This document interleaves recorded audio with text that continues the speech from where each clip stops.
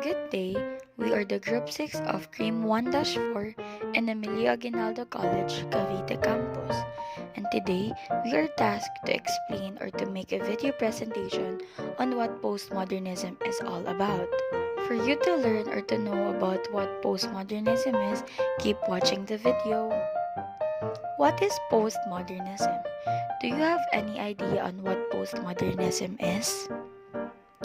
If not, let us focus on the next slide on what postmodernism is. Here are the facts and ideas that we gathered on what postmodernism is. Postmodernism is a late 20th century style and concept in the arts, architecture, and criticism that represents a departure from modernism and has at its heart a general distrust of grand theories and ideologies, as well as a problematical relationship with any notion of art. For you to have an idea on what postmodernism is, here is an example of what postmodernism is. For example, collage. Collage is a technique of art creation primarily used in the visual arts but in music too, by which art results from an assemblage of different forms, thus creating a new whole. Here is the history of postmodernism. In 1940, George Louis Borges demonstrates the fundamental characteristics of what is now known as postmodernism. While in 1950, most academics today concur that postmodernism started to catch up to modernism. And lastly, in 1970, it is where postmodernism took the lead over. And now, here are the principles of postmodernism. The first one is subjectivism. Subjectivism is decided by each individual who dictates what is right and wrong. For the second one, we have the skepticism. In philosophy, skepticism refers to questioning the possibility of knowledge, either in particular domain or in general. In either case, to be skeptical means to believe that certain knowledge is not always possible. There are several different schools of skeptical thought. And lastly, we have relativism. Relativism is the belief that there is no absolute truth, and only the truth that a particular individual or culture happen to believe. And now, let's move forward to the philosophers of postmodernism. The first one we have Richard Rorty. Mr. Richard Rorty was an important American philosopher of the late 20th and early 21st century. Rorty is a self-proclaimed postmodernist of bourgeois liberal. For the second philosopher, we have Mr. Jean Baudrillard. Mr. Jean was a French sociologist and cultural theorist whose theoretical ideas of hyperreality. It was influenced theory and philosophy, especially in the United States, and spread into popular culture. Mr. Jean has been referred to as the highest priest of postmodernism. For our third philosopher, we have Mr. Gilles Deleuze. Mr. Gilles was a French philosopher who, from the early 1950s until his death in 1995, he wrote on philosophy, literature, film, and fine art. He has great contribution in postmodernism. And lastly, we have Mr. Michel Foucault. Mr. Michel is an emblematic figure of French postmodernism, which is characterized by an originality in his ideas, who also made an extraordinary contribution with his works. Foucault's idea gave rise in the 1970s and 1980s to philosophical postmodernism, also a movement characterized by broad epistemological skepticism and ethical subjectivism. a general suspicion of a reason, and an acute sensitivity to the role of ideology in asserting and maintaining political and economic power. For you to be more familiar on what postmodernism is all about, here are the artworks and artists during the postmodernism era. We have the first one, Marilyn Diptyque. It was made in 1962 by Andy Warhol.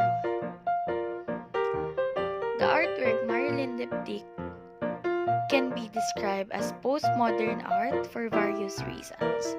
Andy Warhol here plays with an aesthetic that is typical for the advertising industry and that get typical for Warhol's art too. The artwork and Warhol's technique also remind us of newspaper printing. Using all that in his diptych, the artist challenged the classical form of representation that was known from modern art. Second artwork, we have Wham! It was made in 1963 by Roy Lichtenstein. It is a large format painting consisting of two parts.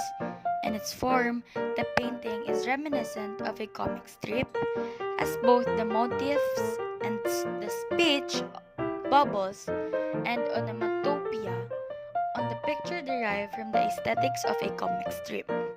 Admittedly, this aesthetic is fundamentally different from the artwork by Andy Warhol presented above. The third artwork, we have 1 and 3 chairs. It was made in 1965 by Joseph Kosuth. His work 1 and 3 chairs dates from 1965 and is something like a prime example of conceptual art. The work is a form of artistic examination of Plato's philosophy and reflection of Plato's allegory of the cave. In this allegory, the idea of an object represents the highest of all realities. And in this page, we have untitled film Still Number 21. It was made in 1978 by Cindy Sherman. This black and white photograph is part of Cindy Sherman's untitled film Stills series, which the artist created between 1977 and 1980. What we see here is a female film heroine, a young career woman, in a costume and with a hat. In her untitled film Stills, Cindy Sherman has portrayed number of stereotypical female characters: the vamp, the victim, the lover, the career, and woman. And for this slide, we have the women have to be naked to get into the Met Museum. It was made in 1989 by Cindy Sherman. This is the second wave of feminism, and it also falls into the era of postmodernism. Many female artists and also artist groups, such as the Guerrilla Girls, have incorporated their political views and the fight for more women's rights in works from postmodern art. With their graphic work, the women have to be naked to get into the Met Museum. The Guerrilla Girls clearly criticized art institutions. And lastly, for our example, we have Gordon's Makes Us Drunk. It was made on 1972 by Gilbert and George. This work by the artist couple Gilbert and George is an example of postmodern art which is particularly characterized by its irony. In this short film, initially reminiscent of a commercial, Gilbert and George are seen doing nothing more than drinking the best gin of the 1970s. Since I'm done presenting to you the artworks and artists of postmodernism, let us now move forward to the major influences of postmodernism. The first one, we have phenomenology. Phenomenology is an experience-based philosophy. According to the phenomenology, Human lived experience is the ultimate source of all meaning and value. Every philosophical system, scientific theory, and aesthetic judgment is an abstraction from the EBB and flow of the lived world. Second major influence, we have structuralism. Structuralism is recognized as a method of interpreting and analyzing language, literature, and society that focus on opposing ideas or structural elements and attempts to demonstrate how they relate to overall structure. Structuralism is about analyzing a specific structure. For example, the ideas of a human mind. It is simply understanding what the context is about. They need to understand what is the flow of a specific information so that they can know what is the proper response. And it is much needed as it helps them maintain a good understanding and relationship to others. They focus on relationships rather than the individual ones. As we know, for you to have a good relationship with others, you must know how to understand and respect them. Existentialism. It is the philosophical belief that we are all responsible for giving our lives meaning. Gods, governments, teachers, or other authorities do not provide us with our personal purpose and meaning. Also, it emphasizes action, freedom, and decision making as fundamental to human existence and is fundamentally opposed to the rationalist and positivist traditions. Summarize our work and what postmodernism is. It is any of several artistic movements since about the 1940s that have challenged the philosophy and practices of modern arts or literature. In literature, this has amounted to a reaction against an ordered view of the world and therefore against fixed ideas about the form and meaning of text. In its reaction against modernist ideals, such as autotelic art and the original masterpiece, postmodern writing and art emphasizes devices such as pastiche and parody and the stylist technique of the anti-novel and magic realism. Postmodernism, proliferation of critical theories, most notably deconstruction and its offshoots, and the breaking down of the distinction between high and low culture.